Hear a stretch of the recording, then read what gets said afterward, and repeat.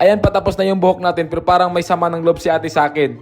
Ay, at eto na, mini-makeupan na tayo mga katapang. First time ko lang makita yung mukha ko na may makeup. Parang ilalagay ko sa kabaong. May sasabihin ako sa'yo, Jim. Ano? Payag ka. Payag ka yung sahod mo, 100k per week. Makeup artist. Oh. Oo naman. Pero makeup artist ka sa mga patay. Hoy, okay lang. Bakit? At sa'yo, hindi yung nag-iinerte. Basta mo lang may make-upan. Yung mga pamilya lang yung arte. Hindi nagreklamo yung patay. Hindi magre-reklamo yung patay, yung pamilya lang. Naguguluhin ka.